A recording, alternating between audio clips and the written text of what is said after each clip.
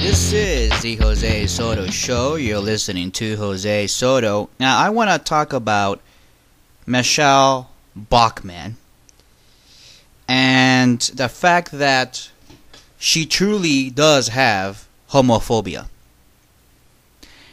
I know that many of you gay activists out there want to say that everybody out there who opposes gay marriage is a homophobe. Therefore, I think, under that logic, your messiah, Barry Soetoro, aka Barack Obama, is actually a homophobe under that logic. But let's forget that for a second.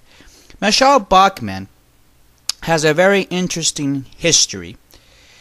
And as the Daily Beast recalls, one of her incidents with a couple of lesbians in 2005, and when we see this incident and how she reacted and how she behaved herself, do you really want this person as your commander-in-chief? I wouldn't.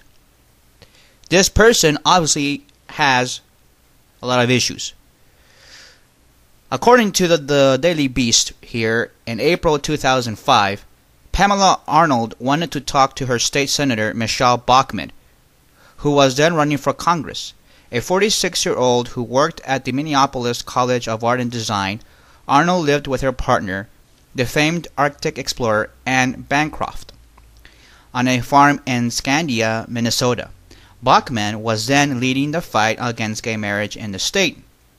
She recently been in the news for hiding in the bushes to observe a gay rights rally at the Capitol.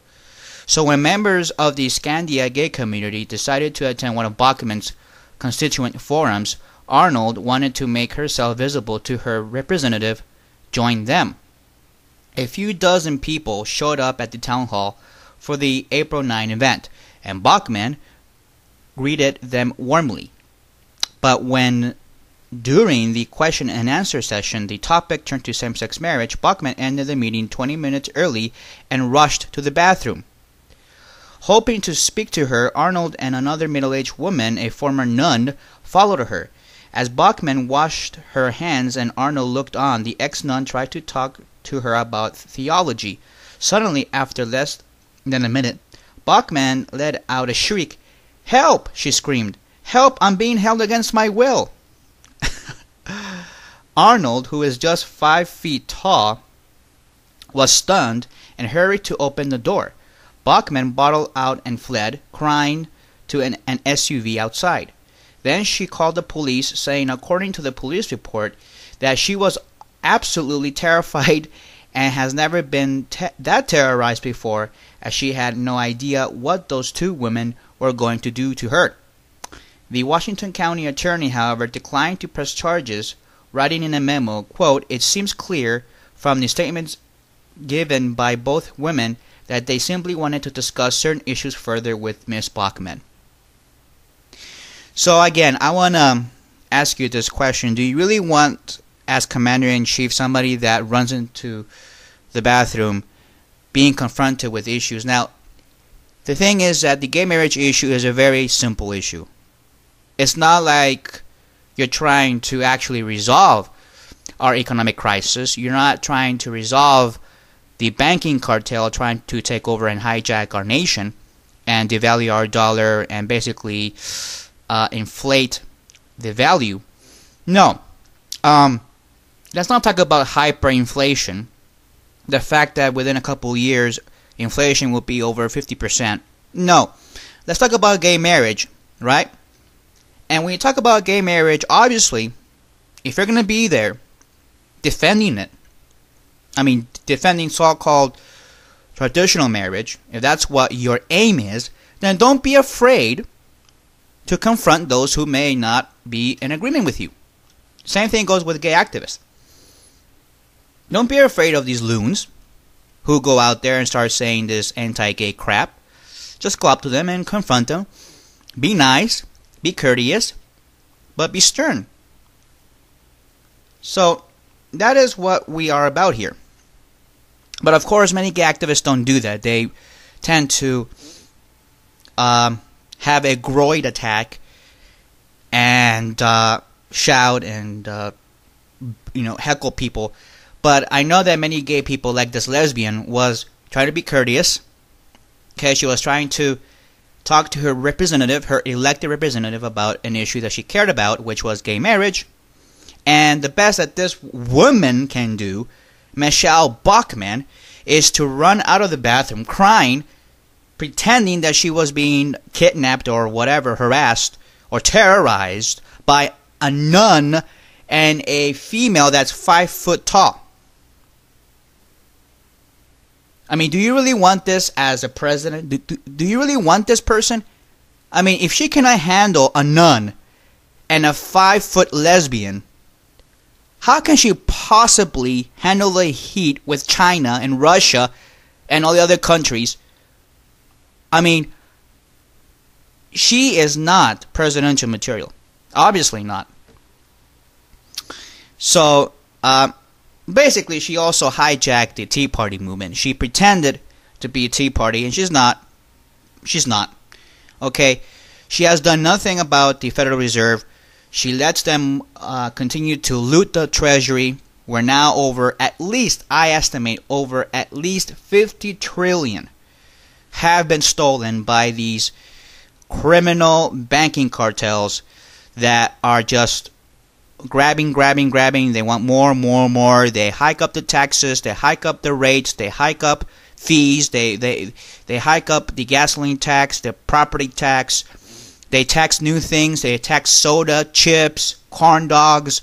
They're not going to tax salt. They're going to do all these things because they are in control until we, of course, wake up to this and start to realize who the real culprit is. And I know a lot of gay people say, well, it's Michelle Bachmann. It's the Bushes. It's the Republicans. It's all these little puppets and facades that are being promulgated by the corporatists and many of these mafias, especially the gay mafia, who, working with the international cartel, working with these globalist corporatists, they use these puppets to distract gay people. They say, hey, look, I'm Michelle Bachmann. Now, Michelle Bachmann is not going to win the nomination. She is not going to be president of the United States. That is just a fetish. She is doing this to rile up bases. And there's no viable Republican candidate except for Ron Paul. That's it. And I know some of you were talking about this gay candidate, but he's not going to win. And he's basically a political hack, this guy. I forgot his name. Karger, I think it was. But again, Michelle Bachmann is nothing but a moron, an airhead, an idiot. She jumped on the Tea Party bandwagon way late. And she's buddies with a lot of these neocons, with what's his face, Rush Limbaugh and Mark Levin, all these pro-imperialistic interventionists who want to basically bankrupt our country through the military. I mean, that's what we are facing here.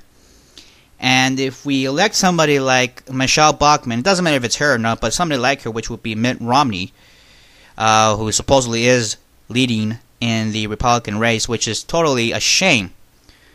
I mean, the only difference between Mitt Romney and Barry Soetoro is their skin color. That's basically it. So I don't understand this. Why will people elect somebody that's totally the same as the current incumbent? I don't know. See, this is the liberal versus right-wing paradigm. The media and the globalists, the corporatists, they all want you to think and pretend that there are differences between these two parties, and there isn't. There isn't.